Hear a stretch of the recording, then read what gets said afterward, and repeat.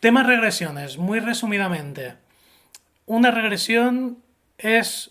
Hay mucho mito alrededor de la regresión y especialmente a raíz de los libros de Brian Weiss.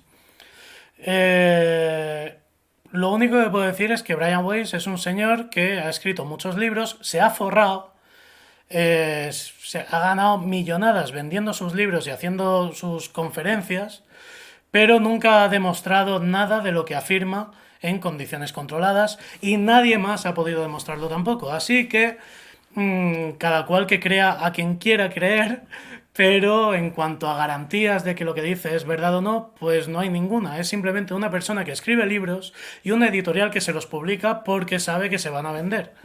Entonces están ganando muchísimo dinero, pero nunca ha demostrado nada. Y cuando dice que ha demostrado algo, solo lo dice, pero no está la evidencia en ningún sitio. Entonces, dejando de lado a Brian Weiss, sí que es verdad que popularizó muchísimo este tipo de técnica en la hipnosis. Hay mucha gente que se dedica a hacer terapias con regresiones. A día de hoy, a nivel académico, yo intento hablar en la medida en que mi enorme ignorancia me lo permite, siempre desde el punto de vista científico. Yo hace mucho que no leo libros, yo solamente leo estudios. Tengo alertas de Google que me van enviando cada día todos los nuevos artículos académicos que se publican sobre hipnosis y eso es lo que yo leo. La mayoría me parecen una soberana mierda, de vez en cuando hay alguno muy guapo, pero eso es lo que yo leo y desde ahí es desde donde yo intento informar. Entonces, el uso de las regresiones como terapia no ofrece buenos resultados y hay otras técnicas psicológicas que funcionan muchísimo mejor. Y además no solo eso, la regresión tiene una cosa. Se suele creer que con regresión hipnótica se puede recordar más detalles del pasado, más cosas. Pero no, parece ser que con la regresión hipnótica no se recuerda más en contenido, pero sí que aumenta la confianza en ese recuerdo. Es decir, la persona que está recordando está más segura de que ese recuerdo es real. Y pasa una cosa con la memoria, que es que la memoria nunca es real. Con hipnosis o sin hipnosis, cuando recordamos las cosas, siempre estamos reconstruyendo ese recuerdo a partir de unos cuantos datos. Digamos que de cada recuerdo nosotros almacenamos lo que queda grabado en nuestro cerebro, solamente son aquellas cosas que son significativas en ese momento y pueden serlo de muchas maneras. Pero el caso es que eso es lo que queda, todo lo demás no. Entonces yo siempre uso un mismo ejemplo. Si yo os pido que recordéis no sé, algo de cuando erais pequeños, cualquier cosa de cuando erais pequeños, y os pido que recordéis qué ropa llevabais, evidentemente vosotros, y yo te pido, cierra los ojos y recuerda alguna cosa de cuando tenías unos 12 años más o menos, y cuando tengas un recuerdo, muy bien, ya estás ahí, tal, no sé cuántos, ¿cómo vas vestido? Evidentemente no te vas a ver desnudo, porque sabes que ibas vestido, a menos que en ese recuerdo fueras desnudo. Pero si ibas vestido, lo normal es que te veas vestido, pero esa ropa que vas a ver en tu recuerdo no va a ser la que llevabas en aquel momento, a menos que fuera muy significativa en ese momento concreto. Seguramente será ropa que tenías más o menos por esa edad o más o menos que te gustaba vestirte de aquella manera, pero no sabes si justo ese día, en ese momento, tenías esa ropa. Y en ese sentido, la memoria va siempre añadiendo todos esos datos y cada vez que recordamos, deformamos ese recuerdo, lo transformamos. Y además hay otra cosa curiosa, que es que la memoria no guarda copia. O sea, en el cerebro no hay copia de seguridad. Cada vez que recuerdas algo, transformas ese recuerdo y lo vuelves a almacenar como única copia de ese recuerdo. Así que cuanto más accedes a un mismo recuerdo, más lo estás deformando, porque cada vez estás transformando una transformación de una transformación de una transformación. Y entonces esto es muy contraintuitivo, porque normalmente creemos que lo que más veces recordamos es lo que más fresco tenemos, porque nos aseguramos de mantenerlo siempre ahí el recuerdo fresco, ¿no? Como que cada vez estamos volviendo a rememorarlo y entonces eso debería darnos más confianza en que eso es verdadero. Pero no, resulta que es lo contrario. Cuantas más veces llamamos a un recuerdo, más lo vamos deformando y transformando. Evidentemente, esas transformaciones generalmente no suelen ser tan locas, digamos, como para no poder manejarse en el mundo, ¿no? Si no, esta manera de funcionar del cerebro no nos habría permitido, o sea, nos habríamos extinguido. Pero sí que es cierto que si se dan ciertas condiciones, es muy fácil crear recuerdos enteros, recuerdos completos. Y eso es lo que pasa con la regresión hipnótica, que le pedimos a una persona que recuerde cosas que no puede recordar. Entonces, si yo te pido que recuerdes algo de cuando tenías, por ejemplo, 2 años, tú no puedes recordar nada de cuando tenías 2 años. Pero, como te he pedido que lo hagas, tú te vas a imaginar a un bebé de 2 años, que serás tú, haciendo algo que a lo mejor tus padres te han contado que hiciste, y entonces tú vas a crear ese recuerdo, pero ese recuerdo no está en tu cerebro hasta que yo te pido que lo recuerdes. Y si tiramos más para atrás, evidentemente con las vidas pasadas pasa lo mismo. ¿Qué pasa? Que además tú te crees, porque con la hipnosis pasa eso, que tú tienes más confianza en que ese recuerdo es real. Entonces tú te crees que ese recuerdo es real y entonces puedes empezar a tomar decisiones o a sentir emociones a raíz de ese recuerdo. Y de hecho Freud, que antes alguien me ha dicho freudiano por ahí, Freud, una de las cosas de las que se dio cuenta cuando utilizaba la hipnosis y cuando hacía regresiones, era precisamente eso, que resulta que, claro, para él todo tenía que ver con represión sexual, ¿no? Y con abusos sexuales y demás. Estaba un poco enfermo el tío, hay que decirlo. El caso es que como para él todo tenía que ver con eso, cuando él hacía sus sesiones, él siempre iba a buscar eso. Y entonces él, con sus preguntas tendenciosas, forzaba a la persona a imaginar abusos. Pero ¿qué pasa? Que lo hacía de tal manera que la persona acababa creyendo que realmente había sido abusada. Y entonces él acabó dándose cuenta de que no podía ser que todos sus pacientes tuvieran siempre abusos sexuales. Y de hecho, más de una vez se demostró que aquello no había podido ser. Entonces fue cuando abandonó la hipnosis y se inventó toda la parafernalia del psicoanálisis, que es otra montaña de basura.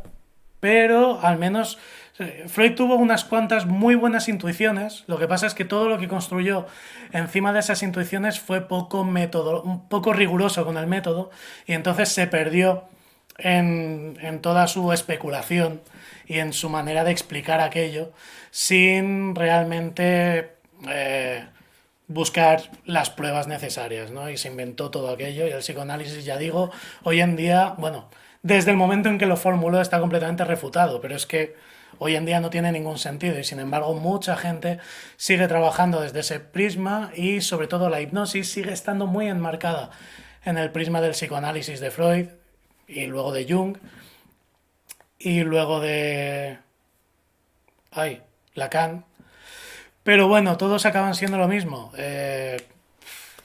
No, básicamente. Así que las regresiones, dicho esto, como terapia, se pueden utilizar. Hay gente, yo conozco gente que de manera muy creativa puede utilizar la regresión simplemente como una manera simbólica de dar forma a un problema o darle una causa a un problema al que de entrada cuesta meterle mano.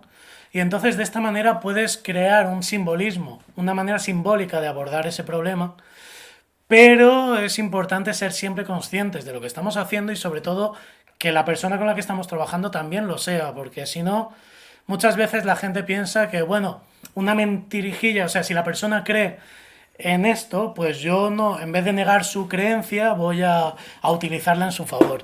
Y eso está bien, el problema es que lo que le curas por un lado, si esa creencia es errónea, es falsa, luego puede provocar otras consecuencias por otro lado, ¿no? Entonces, si a toda una persona le dices que efectivamente ahora tiene miedo al agua porque en su vida pasada murió en un naufragio porque era un pirata y no sé qué, pues a lo mejor es una manera de abordar su fobia al agua.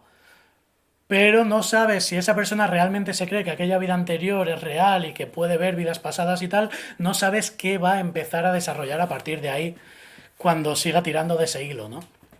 Entonces, y sobre todo sabiendo que hay técnicas mejores, que funcionan mejor, más rápido y mucho más potentes en terapia cognitivo-conductual en fin, marcos, diferentes técnicas que se aplican en psicología, Pues no tiene mucho sentido recurrir a las regresiones, salvo para casos concretos en los que consideras que puede ser interesante. Eso ya cada experto en lo suyo. Pero partir de ahí, o sea, que esa sea tu manera de trabajar, en mi opinión dice bastante poco. Ahora bien, como experiencia, como experiencia para vivirla, como experiencia personal, la recomiendo muchísimo. Es decir, siendo consciente de que lo que recordemos en estas sesiones no tiene por qué ser real, sin embargo, sí que eso que estamos recordando es una reconstrucción que hacemos desde nuestro presente. Y entonces no nos está hablando de nuestro pasado, pero sí que nos habla de nuestro presente. Y a nivel de práctica introspectiva, como experiencia y tal, puede ser muy interesante. Yo he vivido experiencias súper potentísimas haciendo regresiones a vidas pasadas y he pillado unos colocones del copón y unos cuelgues y te deja pensando. Pero ya digo, siendo consciente de lo que es, te deja pensando sobre ahora, sobre por qué ahora he decidido inventarme esto, ¿no? ¿Por qué he decidido imaginarme esto de esta manera? Y es muy interesante. Y la gente que lo vive de manera intensa puede ser muy guay. Realmente, no sé, yo lo recomiendo sabiendo lo que es, sabiendo sus limitaciones y sabiendo cómo funciona, yo no lo desaconsejo. Ahora, lo desaconsejo para una persona que tiene un problema, necesita una terapia, pues ahí sí, de entrada no optaría por ahí. Pero una persona sana que tiene ganas de probar la experiencia, siendo consciente de todo esto, adelante. O sea, es una pasada, es muy guay. Pep, pep, pep, pep. Respecto a vidas pasadas, puede ser que revivas no tu pasado, pero sí el pasado de algún ancestro. Por lo del ADN y demás, Dardo. Vale, a ver, como posible, todo es posible. Yo de lo posible no voy a hablar porque nos metemos en mares que no se pueden acabar, ¿no? Porque todo es posible. Pero si nos remitimos a lo que sabemos hasta ahora o lo que la ciencia ha podido dilucidar hasta ahora, el tema este de la memoria genética está muy en pañales. Los poquitos estudios que parecen presentar algo tienen, o sea, que parecen indicar que puede haber algo por ahí, tienen fallos metodológicos bastante importantes, al menos los que yo he podido leer, son bastante cuestionables. Tanto como memoria del ADN, no. Sí que está claro que en el ADN pueden ir cosas que condicionen ciertas conductas y ciertas cosas que pueden hacer que cuando recordamos las asociemos a según qué cosas. Pero no sé hasta qué punto podemos hablar de la memoria de un ancestro o que heredamos, por ejemplo, de ese ancestro, no sé, el hecho de ser muy irritables, muy fáciles de enfadar, y que al hacer una regresión relacionemos ese enfado con algún tipo de recuerdo que asociemos a ese ancestro. Pero no sé hasta qué punto sería un recuerdo que va en los genes o simplemente una reconstrucción para explicar eso que sí que va en los genes. A ver, las líneas luego pueden ser muy finas y yo tampoco soy un mega erudito del tema, así que yo solamente hablo hasta donde sé. Evidentemente hay muchas más cosas que no sé que las que sé y por ahí se puede colar de todo. ¿Cómo se puede utilizar la hipnosis dejando de lado el tema de los errores? Pues la hipnosis, esto también lo explico en el curso, pero para mí la hipnosis en sí, o sea, digamos que yo diferencio muy claramente lo que es la hipnosis de lo que hacemos durante la hipnosis. Entonces, ¿qué pasa? Que en la manera de hacer hipnosis hacemos las cosas de una cierta manera que es en sí misma la que funciona. Por ejemplo, cuando hacemos una regresión hipnótica, normalmente le pedimos a la persona que vaya hacia atrás poco a poco, vamos tirando hacia atrás poco a poco, y de cada recuerdo le vamos pidiendo que saque detalles, ¿no? Que vaya exprimiendo ahí al máximo y ahora fíjate en esto y tal, y con quién estás, y qué muebles hay a tu alrededor, y si hay una tele, qué están poniendo en la tele, y vas pidiendo muchos detalles. Esta manera de recordar, sin hipnosis, se llama entrevista cognitiva. Y es una técnica que sí que permite rescatar más recuerdos que simplemente si te pido que recuerdes algo sin más. Entonces, ¿qué pasa? Que cuando hacemos una regresión, al hacerlo de esta manera, sí que vamos a sacar algo más de información que si solamente le pedimos que recuerde. Información verdadera, quiero decir, información que sí que se puede contrastar. Luego, está todo lo otro, ¿no? Pero entonces esto no es una propiedad de la hipnosis, sino una propiedad de la manera en que estamos haciendo esa manera de recordar. Y esto pasa con muchas de las cosas que se hacen. Cuando hacemos terapia con hipnosis, hacemos las cosas de una manera que en sí misma tiene algunas ventajas añadidas sobre el no hacerlas, como puede ser la focalización de la atención, la conexión emocional con lo que estamos pensando, la excitación de la imaginación.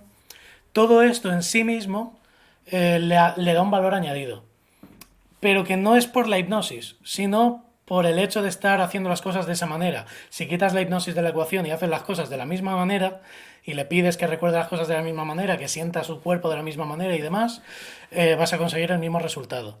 Y entonces, ¿qué añade la hipnosis como tal?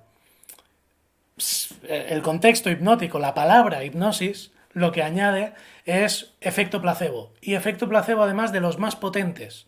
O sea, como placebo es el mejor placebo hasta donde yo sé. ¿Y a qué me refiero con efecto placebo? El efecto placebo, para los que no lo sepan, digamos que hay mucho malentendido. Cuando se dice que algo es placebo, solemos interpretarlo, mucha gente lo interpreta como que eso es mentira. Y no es así. Cuando algo es placebo, lo que hace es que provoca en tu cabeza, o sea, la creencia de que algo te hace bien, provoca en tu cabeza el, una serie de respuestas neurológicas y hormonales que hacen que efectivamente te sientas mejor. No te cura de aquello que te esté afectando y que te esté haciendo sentirte mal, si es algo físico, digamos, pero sí te alivia. Y en este sentido, principalmente lo que hace es reducir el dolor, o sea, aumentar la tolerancia al dolor y reducir los niveles de ansiedad. Y esto en sí mismo, claro, cuando hablamos de problemas de salud física, de una infección, pues bueno, mira, nos puede ayudar en el sentido de que a lo mejor mejora nuestro sistema inmune al reducir la ansiedad, a lo mejor eso ayuda, pero no afecta directamente a aquello que nos está infectando. Pero a nivel psicológico, la mayoría de la gente que tiene un problema psicológico y acude a un profesional, el principal síntoma de ese problema suele ser la ansiedad, de cualquier problema. Cualquier cosa que te lleve a un psicólogo o a un profesional de la salud mental suele tener que ver con la ansiedad. Entonces, como síntoma. Entonces, si tú reduces esos niveles de ansiedad con un placebo, como puede ser la hipnosis, como pueden ser las flores de Bach o la homeopatía, eso sí que está haciendo un efecto real en el sentido de que tu problema es psicológico, tu síntoma principal es la ansiedad, y entonces yo, utilizando otro factor psicológico como es el placebo, reduzco el nivel de ansiedad. Entonces, en ese sentido, la hipnosis es el mejor placebo hasta donde yo sé y no es nada invasivo, no tiene efectos secundarios, entonces en ese sentido ayuda mucho. Y una vez que ha reducido los niveles de ansiedad, el buen terapeuta tendrá que ir a buscar exactamente la manera de evitar aquello que provoca esa subida de niveles de ansiedad en primer lugar, para que no te vuelvan a subir cuando salgas de la consulta. Así que principalmente, para mí el principal uso de la hipnosis a nivel terapéutico, a nivel de salud, sería ese.